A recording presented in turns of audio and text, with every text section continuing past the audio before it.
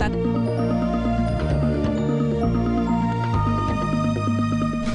po si Pastor Alex Sarmiento ng Jesus Lord Church Binmalay. Nagpapasalamat po ako sa ISOM kasi po sa pag-aaral ko ng ISOM, lalong tumatag ang aking pananampalataya, lalong lumakas ang loob kong ipahagi ang salita ng Panginoon, at lalong nadagdagan ang kaalaman ko sa Panginoon. Ang isa po sa pinaka gusto kong topic doon yung role of music in the kingdom of God. Natutunan ko po doon, we are created by God to praise Him and worship Him.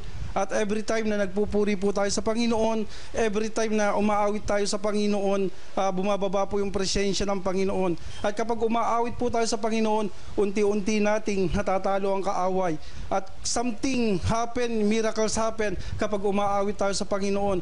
Ang nais po ng Panginoon, kapag may problema ka, kapag may mga pagsubok ka, lalo ka magpuri sa Panginoon, kasi ang pagpupuri sa Panginoon ang magbibigay sa atin ng kalakasan upang harapin natin ang anumang problema, ang anumang pagsubok sa ating buhay. Kaya ina-encourage ko po yung aking mga kamanggawa sa Panginoon, mag-aral po tayo ng ISOM. Kung gusto po nating sumigla ang ating buhay espiritual, kung gusto nating tumibay ang ating pananampalataya, kung gusto nating lalong makilala ang Panginoon, ina-encourage ko po ang kapwa ko manggagawa na mag-aral sa International School Ministry, at tinitiyak ko po sa inyo, sisigla ang inyong espiritual na pamumuhay. And you will never be the same again, Pastor? Opo.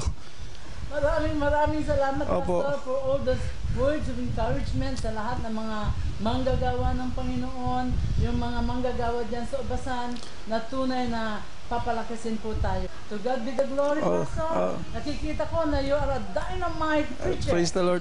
God richly bless you.